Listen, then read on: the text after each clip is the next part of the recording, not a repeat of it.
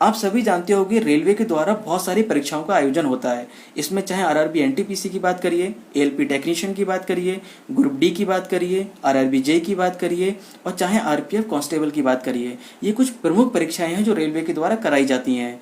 अब छात्रों के मन में सबसे बड़ा डाउट होता है कि सर इतनी सारी परीक्षाओं में मैं कितनी परीक्षाओं में अपने फॉर्म को डाल सकता हूँ। मान लीजिए मैंने हाई स्कूल करा है तो क्या मैं आरपीएफ कांस्टेबल का फॉर्म भर सकता हूँ। मैंने 12th कर रखा है, क्या मैं एनटीपीसी का फॉर्म भर सकता हूँ। तो इस वीडियो में 5 से 6 मिनट लेकर मैं आपका यही डाउट क्लियर करूंगा और आपको बताऊंगा कि कौन कौन सी परीक्षाओं की आपको तैयारी करनी चाहिए और उनमें जब वैकेंसीज आए तो अपने फॉर्म को डालना चाहिए। तो सबसे पहले स्टार्ट करते हैं उन छात्रों के लिए जिन्होंने केवल और केवल हाई स्कूल पास कर रखा है। ऐसे छात्र रेलवे की 2 परीक्षाओं में अपना फॉर्म को डाल सकते हैं, एक तो ग्रुप डी और दूसरा आरपीएफ कांस्टेबल। अब बात करते हैं ऐसे छात्रों की जिन्होंने हाई स्कूल के साथ में आईटीआई भी कर रखा है। देखिए ऐसे छात्र आरआरबी एएलपी टेक्नीशियन में भी अपने फॉर्म को डाल सकते हैं, जिसमें इस साल 60,000 से अधिक पोस्ट आने वाली हैं। वो लोग ग्रुप डी में भी अपना फॉर्म डाल सकते हैं और वो आरपीएफ कांस्टेबल में भी अपने फॉर्म को डाल सकते हैं। अब बात करते हैं ऐसे छात्रों की जिन्होंने केवल और केवल 12th पास कर रखा है। देखिए ऐसे छात्र ग्रुप डी में अपने फॉर्म को डाल सकते हैं, आरपीएफ कांस्टेबल में फॉर्म को डाल सकते हैं और आरआरबी एनटीपीसी लेवल 3 और 2 की परीक्षा को भी दे सकते हैं। अब बात करते हैं अपने अगले लेवल की। ऐसे छात्र जिन्होंने 12th पास कर रखा है और पीसीएम के साथ कर रखा है। देखिए पीछे जो मैंने बात करी थी वो 12th पास कैंडिडेट थे और वो आर्ट साइड से थे। अब मैं बात करता हूँ ऐसे छात्रों की जिन्होंने 12th पास कर रखा है और पीसीएम ट्रेड से कर रखा है, यानी 12th में उनके पास फिजिक्स था, केमिस्ट्री था और मैथ था। देखिए ऐसे छात्र रेलवे की कुल 4 परीक्षाओं को दे सकते हैं, एक तो ग्रुप डी की परीक्षा, दूसरी आरपीएफ कांस्टेबल की परीक्षा, तीसरी आरआरबी एनटीपीसी लेवल 3 और 2 की परीक्षा।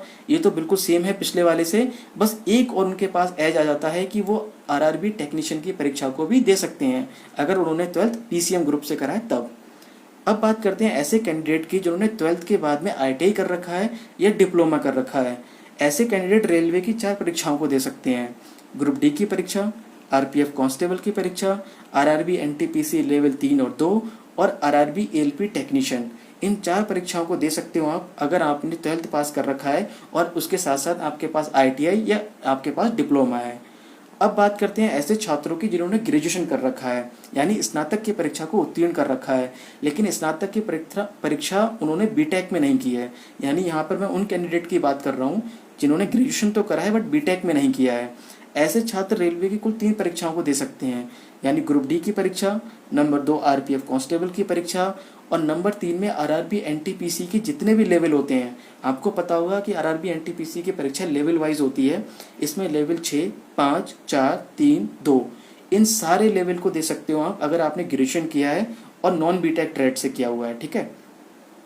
अब बात करते हैं ऐसे कैंडिडेट की जिन्होंने ग्रेजुएशन कर रखा है और बीटेक में कर रखा है। यानी आपने अगर बीटेक कर रखा है तो आप ऑलमोस्ट रेलवे के सभी एग्जाम के लिए एलिजिबल हो जाते हो। तो अगर आपने बीटेक कर रखा है तो आप ग्रुप डी भी दे सकते हो, आप आरपीएफ कांस्टेबल भी दे सकते हो, आरआरबी एनटीपीसी के सारे लेवल जो होते हैं उन्हें दे सकते हो। साथ साथ आपको आरआरबी एएलपी टेक्नीशियन को भी देने को मिलेगा और एक चीज़ जो सिर्फ आपके लिए होती है, आरआरबी जेई को भी आप दे सकते हो।